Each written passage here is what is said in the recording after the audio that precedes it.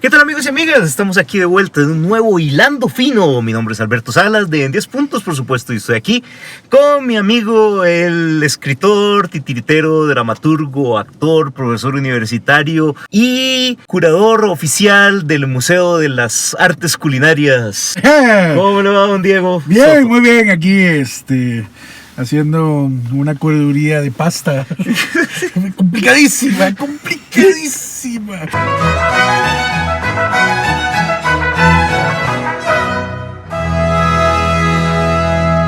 Y sí, señoras y señores, no están ustedes soñando. Ajá. Hay otro Hilando Fino en menos de no sé cuánto Sí, tiempo. bueno, no tuvieron que esperar 8 tanto, meses para el siguiente. Qué tanto. curioso, ¿verdad? Cosas que pasan. Qué curioso. Sí, y la vez pasada tratamos un tema muy denso, muy complicado. Esta vez vamos a tratar un tema muy facilito. Diego, ¿qué es un clásico? Bueno, Eso es muy fácil. Este programa se va en 5 minutos. A ver, facilísimo. échelo para ir a comer algo. Bueno, primero sería bueno que le dijéramos a nuestra audiencia nutrida Ah, sí, por supuesto. y de dónde sale que hablemos de los clásicos, ¿verdad? Es que simplemente es un tema que en el que hay mucha confusión. O sea, ¿qué es un clásico? ¿Qué es un hito? ¿Qué es una buena película? Porque mucha gente cree que una película para ser un clásico, por ejemplo, hablando estrictamente de cine, ya que es un canal de cine, una película para ser un clásico tiene que ser una buena película, y yo estoy en desacuerdo. Una película puede ser un clásico sin ser buena película. Una película puede ser un hito histórico importantísimo y no ser buena película, ¿verdad? Y puede haber películas excelentes que simplemente se pierden y jamás llegan a la categoría de clásicos, se limitan a ser buenas películas, ¿verdad? Entonces, hoy, señoras y señores, vamos a tratar de definir de una vez y para siempre que es un clásico. Exactamente, para que este programa se convierta en un clásico, por sí. supuesto. Y posiblemente fracasaremos, pero haremos el intento. Okay. Primero, vamos a remitirnos, adivina quién. A los griegos, por supuesto. A los romanos. Un poquito más para acá. Un poquito más para acá. Fue un poquito decepcionante. Sí, lo siento. Igual es la antigüedad clásica. Lo cual es. ¿Verdad? Sí. Por ahí andan. Sí. Classicus. Ajá. Qué bonito. Classicus. Viene del latín. Viene, sí, del latín. Y se refería a, hasta donde me da la memoria y el conocimiento, a la clase más pudiente de Roma. No fregues. Sí. Qué decepción. Sí, yo sé. Es muy decepcionante. O sea, los que tenían el poder, los que tenían sobre todo más plata, Los clásicum. eran clásicos. Ajá. Clásicum, ¿verdad? No, lo conjugó. Como me dio la gana, lo conjugué como me dio la gana, básicamente. Ok. Entonces es como decir jet set ahora. Ajá. ¿Verdad? Es como decir los influencers. No, más que eso, digamos, porque hay influencers que puede que no tengan plata, digamos. Sí. Clásicos es Bill Gates, Donald Trump, es aún más que eso, es que también era como la aristocracia, como el... Sí. ¿Verdad? Los que tenían la papa en la mano, los que tenían la sartén por el mango. La sartén por el mango, Sí, ¿verdad? Hoy van a ser todas metáforas culinarias. Porque tenemos hambre. Sí. En fin. Y alguna vez nos regañaron por estar comiendo mientras hacíamos el programa. Sí. Ya no lo hacemos. Sí, pero ahora nuestras metáforas culinarias. Ahora se van a quejar de que nos quejamos por no comer. Exactamente. Entonces, así como ahora hay en los aviones clase turista, clase económica y primera clase, bueno, un clásico sería primera clase. Con lujo, con dinero, con estas cosas. Comida, ¿verdad? Buena comida, no nueces y maní. Maní y esas cosas, sino me decía cosas deliciosas. Por cierto, si alguien tiene recomendaciones de en cuáles líneas aéreas se come mejor, puede dejarlo en los comentarios. Ok. En fin. whatever. Pero el punto es que, evidentemente, así como ahora, de alguna manera, bueno, ahora y en todas las épocas, quien tiene el poder económico se convierte en aspiracional, ¿verdad? En una cuestión de que los demás que no tenemos el poder económico, de alguna manera deseamos tener un Audi como don Alberto, la mansión en la playa como don Alberto, mi mansión en la playa, el jetcito para poder viajar por el mundo como don Alberto, mi jetcito, y un Boeing 747, y ese tipo de cosas. Pues también en la antigüedad pasaba que se convertían en algo aspiracional y usted quería ser un clásico, ¿verdad? Usted quería ser esa acepción ha cambiado un poco, me parece. De hecho, ya tenía otras connotaciones conforme avanzó en el mismo imperio, el mismo imperio griego. Sí. Por ejemplo, ya para la entrada de la cristiandad en el imperio, y desde el lado de la filología y desde el lado de los escritores y los estudios literarios y estas cosas, clásico se acercaba más a la concepción contemporánea que tenemos de un modelo a seguir, ¿verdad? Se refería sobre todo a literatura, escritores, incluso, ojo a esto, lenguas, idiomas que hubieran servido de modelo para otras cosas. ¿Verdad? Interesante. Entonces, un escritor que haya sido muy bueno y que usted le aconsejaran que podía seguir su ejemplo para escribir mejor, era un clásico. Pero no solamente ese. Eso está mucho más cercano a lo que nosotros entendemos de clásico. Pero no solamente eso, sino que además todos aquellos escritores que seguían, por así decirlo, esa escuela o esa búsqueda de excelencia, se convertían en clásicos, ¿verdad?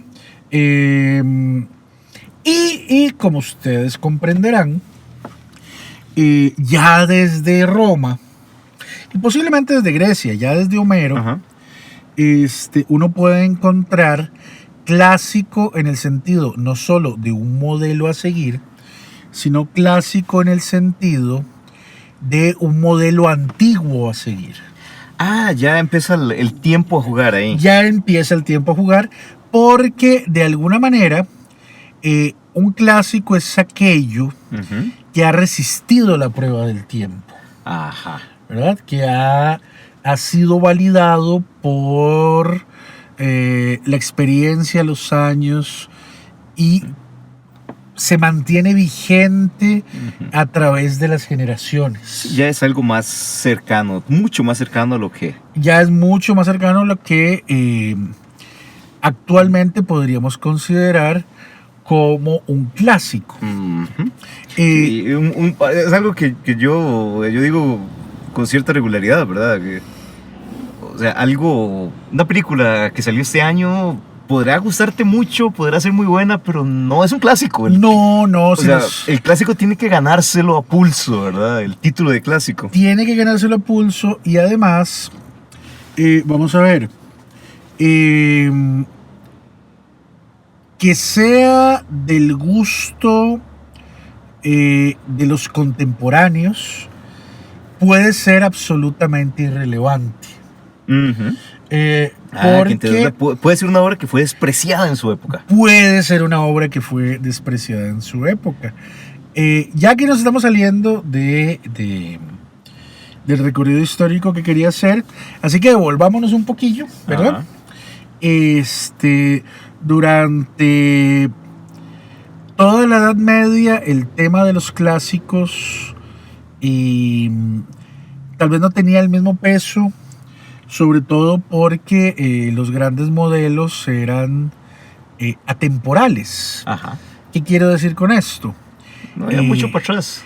Sí, y más que eso, digamos, como sabemos, los modelos en la Edad Media se referían, no exclusivamente, pero sí en gran medida, a la religión, a la Biblia, a este tipo de cosas.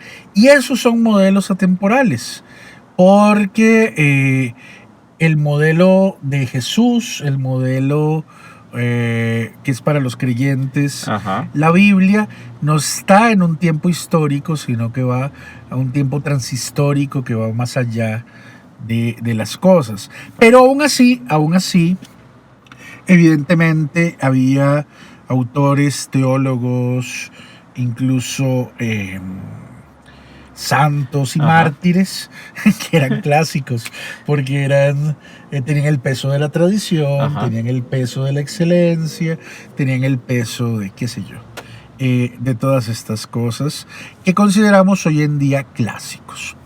Para cuando entramos al Renacimiento y Europa redescubre a Grecia y Roma, lo clásico, oigan ustedes qué interesante,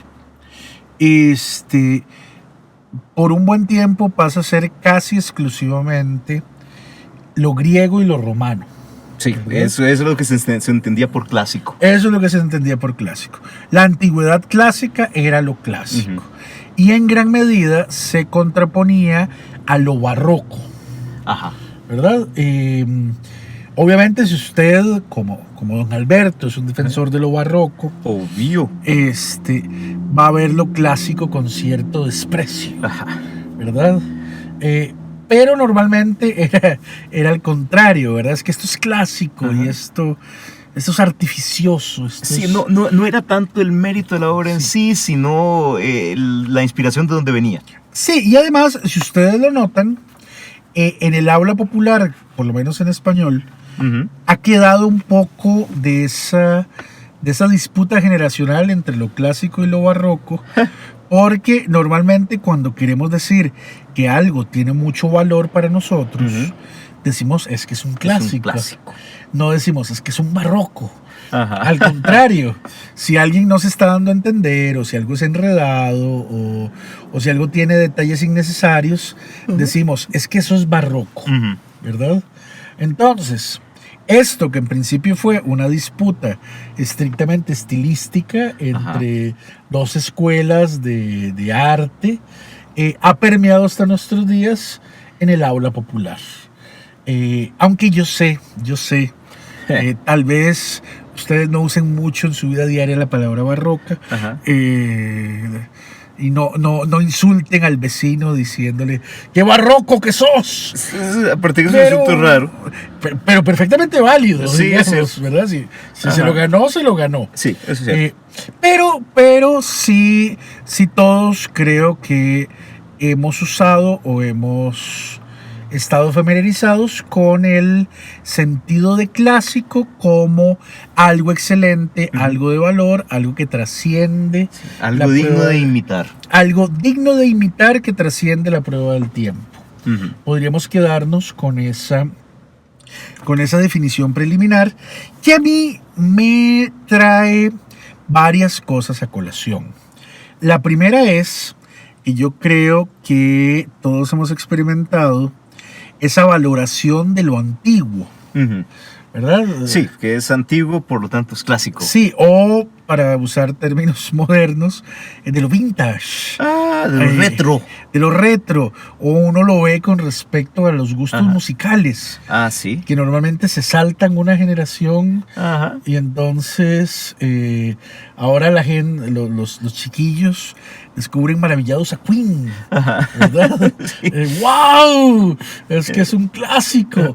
Claro, porque de alguna manera hay, y ojo a esto, hay una distancia espacial, emocional y una distancia de tiempo que me permite hacer una revalorización de lo que estoy viendo. Sí, y una apreciación además importante es qué tanto ha influido.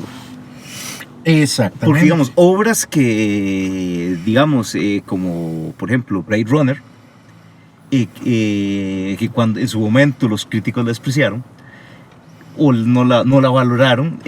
Conforme fue pasando el año, los tiempos y los años, los otros cineastas, y yo creo que es otro factor importante, que tanto lo valoran sus pares, ¿verdad? Los otros cineastas poco a poco fueron copiando, usando Blade Runner como imitación, o sea, como inspiración. Entonces esta imitación hace que la obra se valore y agarre un peso, una importancia que no tenía cuando nació. Claro. Es un peso que el tiempo le da, ¿verdad? Y además hay otra cuestión que normalmente escapa de la crítica especializada, y es que, por lo menos en el uso que hacemos actualmente de la palabra clásico, ha involucrado un gran sentimiento de nostalgia y de emoción. Ajá. Por ejemplo, yo creo que muchos de ustedes, oyentes, considerarán que la trilogía original de Star Wars es un clásico. Ajá. Pero muchos de los críticos de la época la considerarían una película divertidilla. Una Flash Gordon más. Ajá. Dudo que muchos críticos de los 70s podrían haber visto en qué se iba a convertir. Sí, no, eso es imposible, ¿verdad? Eso es imposible. Ni el mismo Lucas tenía idea de qué carajos estaba haciendo.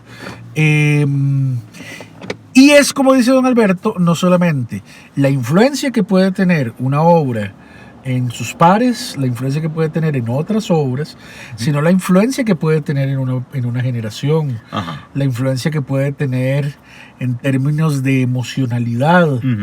Voy a poner un ejemplo. Yo no sé quiénes de los presentes, que levanten la mano, por favor, han leído Drácula, de Bram Stoker. La obra original de los vampiros. Pero en muchos aspectos se siente como una obra un poco apresurada. No es perfecta. No, mucho relleno. Hay cosas que uno consideraría ahora mucho relleno. Aparte de que en la forma episódica, como de cartas que está hecho, no necesariamente la lectura es la más fácil. Sin embargo, no se puede negar su influencia, su importancia, y que por derecho propio, más que muchas de sus obras contemporáneas, Drácula es un clásico. Sí. ¿Verdad? Y hay otra dimensión que debemos considerar a la hora de valorar un clásico, que viene de la mano de nuestro amigo Hegel. Ya sacaste tus filósofos rarezas. Pero Hegel no es rareza. Hegel es filósofo, ergo es rareza. Es normalito. No. Bueno, sí. Échelo. Bueno, si ustedes... ¿Qué es la vara con Hegel? Si ustedes consideran que Hegel es rarito, háganlo saber. Sí.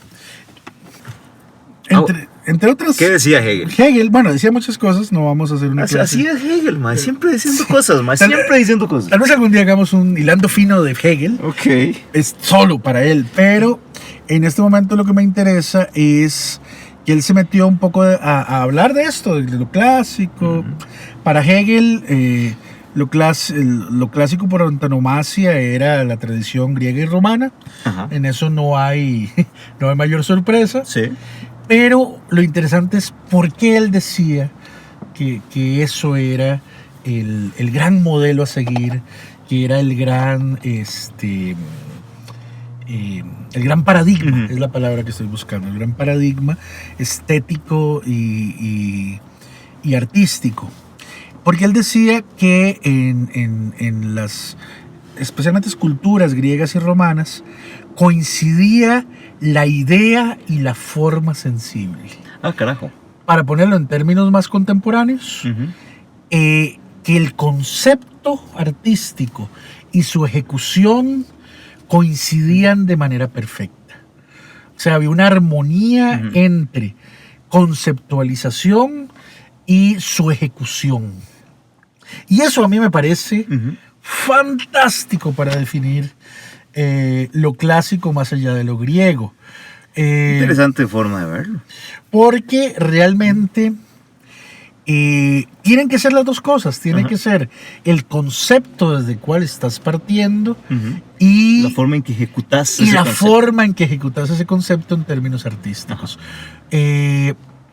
Claro, en el caso de las artes clásicas sería la manera en la que pintas, la manera en la que esculpís, pero pensemos en su ejemplo, don Alberto, Blade Runner.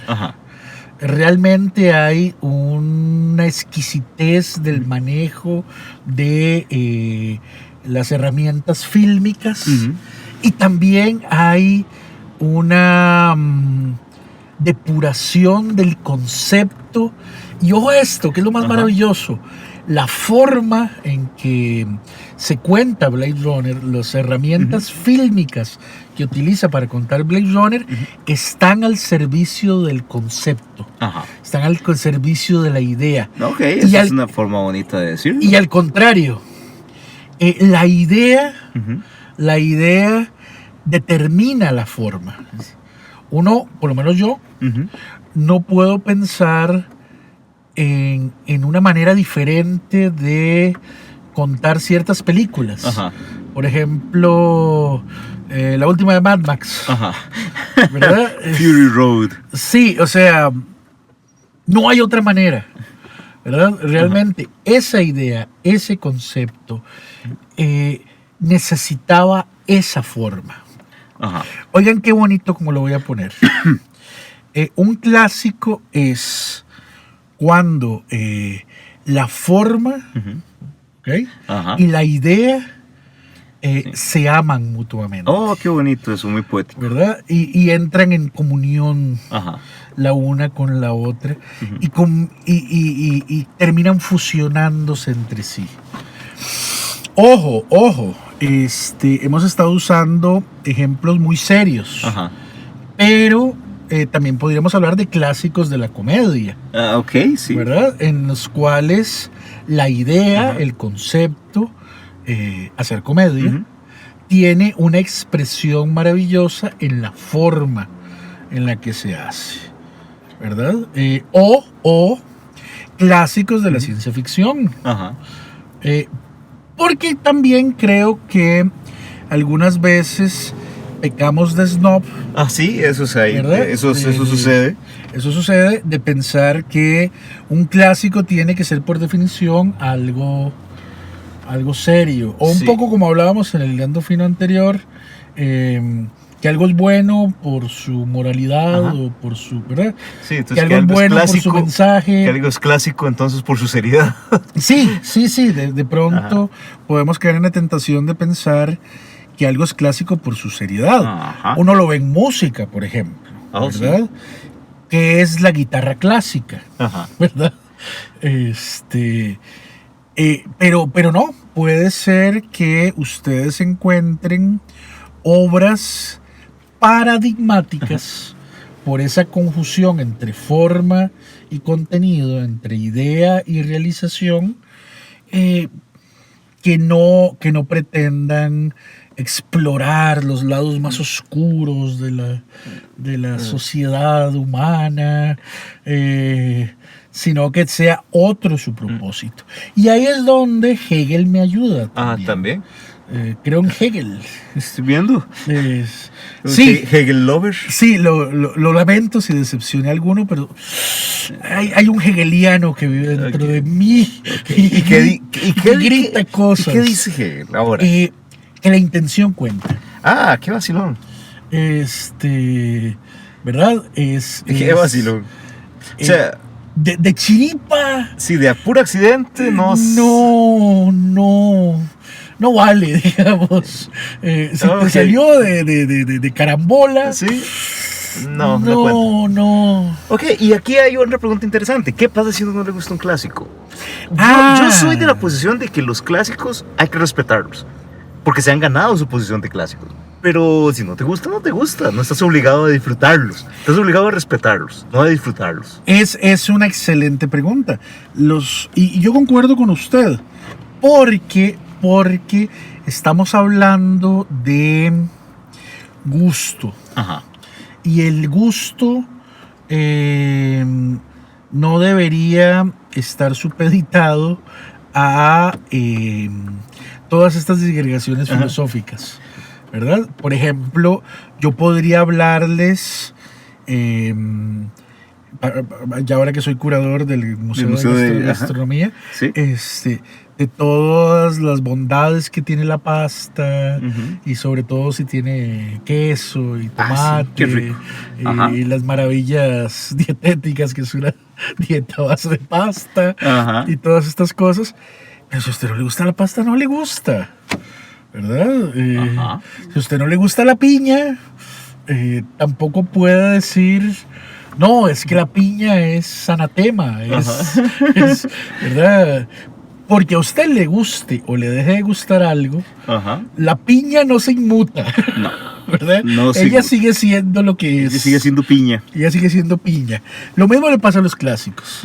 Porque a usted le guste o no le guste, no se le resta ni el mérito, ni su valor, ni que dejen o no de ser clásicos. Sí. De la misma manera, hay placeres culposos, ¿verdad? Sí, que tal vez nunca lleguen a ser clásicos, pero a mí me gusta, me divierte, puedo aceptar que es malo. Y eso no importa, no me importa un carajo. Y eso no importa, ni tampoco importa para su validación. Digo, para ponernos más hardcore con los ejemplos. Sí. A usted le puede encantar consumir cocaína. ¿Qué ejemplo? Le fascina la cocaína. Eso no lo hace bueno para su salud. Sí. No consuman cocaína, por favor. Sí. Y eso me lleva a la siguiente pregunta. ¿Quién nombra un clásico? ¿Cuál es el ente el que le pone el sello ISO de clásico a una obra? Hay por lo menos 3 instancias que le ponen el sello ISO a un clásico. ¿La Presidencia de la República? No, pero parecido. Las instancias oficiales. ¿Las instancias oficiales pueden dar un clásico? Yo tengo la idea de que no. Por lo menos pueden tratar. Ok. ¿Verdad? Por ejemplo, cuando hacen catálogos razonados de obra. Ok, sí. ¿Verdad? Eso puede convertir a una cochinada de pintor en un clásico. Como Miró, por ejemplo. Sí, Aquí vienen los Miró lovers. Sí, lo siento, soy hegeliano y no me gusta Miró.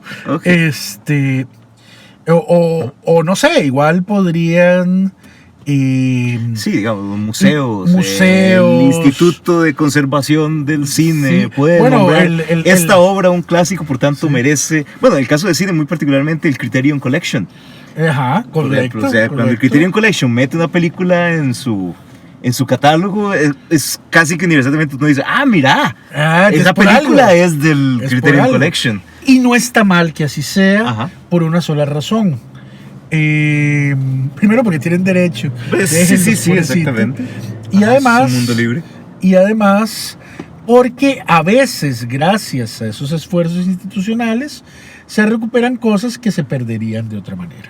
Muy bonito, eso es cierto. ¿Verdad? Quedan autores que quedaron en el olvido, o autores muy poco difundidos, o del todo desconocidos, gracias a la labor institucional, pueden renacer y convertirse en clásicos o lo que sea. ¿Y cuáles serían las otras 2 instancias? Sí, las otras 2 instancias, aparte de las instancias oficiales, como el Museo de la Pasta Internacional. Por supuesto, estamos queriendo que los caracolitos sean considerados un clásico.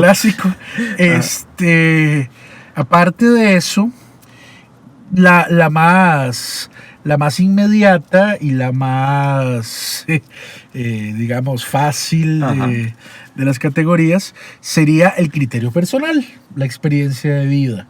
Sí. ¿Verdad? Es como cuando usted está reunido con los compas, ¿verdad? Y entonces viene Rodrigo y saca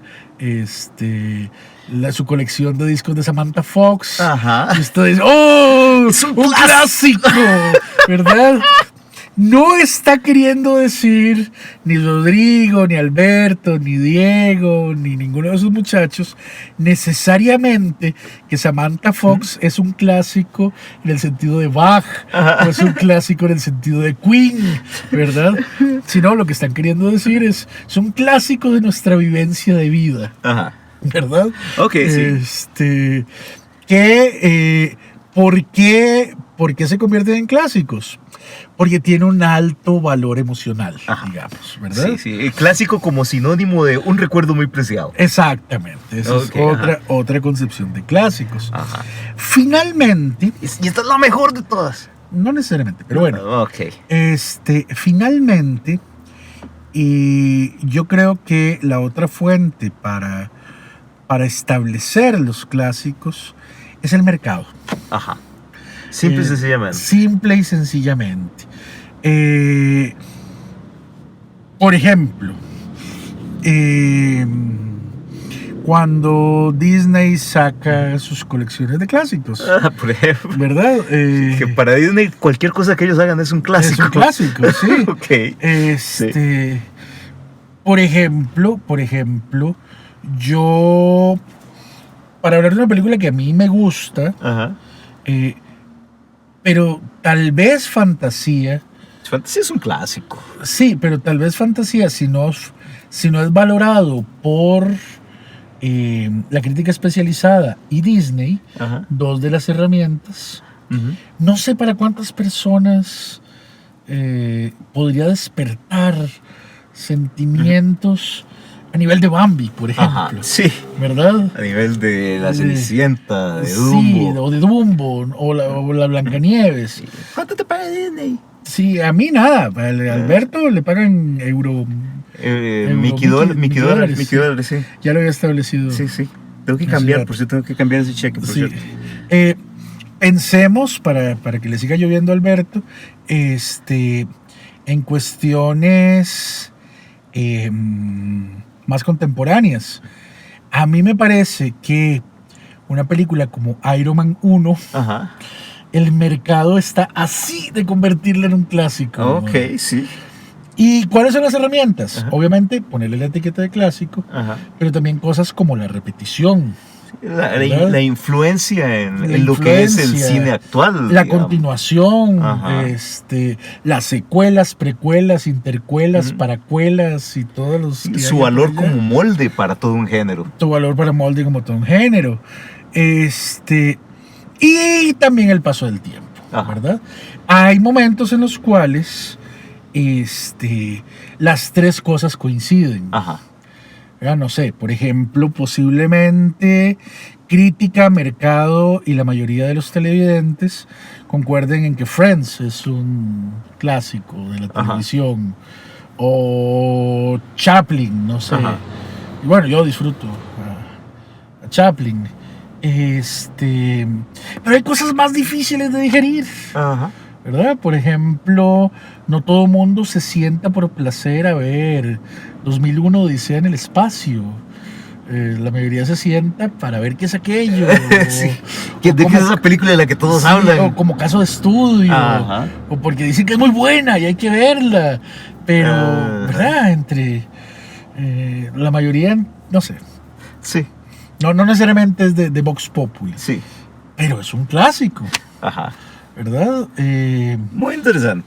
Entonces, al final de cuentas, clásico es una etiqueta de valor que le viene dada a las cosas por diferentes motivos y que viene asignada por diferentes actores sociales, ¿verdad? Lo que sí yo creo es que debemos tener una actitud dual ante los clásicos. Dual. Dicotómica. Ambivalente. Usted decide si es buena o es mala. Que van dos sentidos. Por un lado, sí, es una buena idea que estudiemos los clásicos, que nos acerquemos a los clásicos, sean películas, sean literatura. Cualquiera que haya pasado por una academia de arte, por ejemplo, sabe que es una buena idea acercarse a los clásicos, estudiarlos. Pero también es una buena idea acercarnos a esos clásicos con criticidad, ¿verdad? No porque algo tenga la etiqueta de clásico necesariamente es bueno o es bueno para mí. Ajá. Está muy bien. O necesariamente me va a aportar algo. Y por favor, no se peleen por esas cosas. Muy importante. Es muy feo eso. Un bonito mensaje para cerrar. No se peleen. No se peleen. No se peleen, niños. Sosiéguense. Sí. Y bueno, con ese bonito mensaje de paz mundial, pues nos vamos y regresaremos luego en Orfriando Fino cuando nos dé la gana. Bueno, nos vemos, gente. Cuídense. Cuídense. Chao.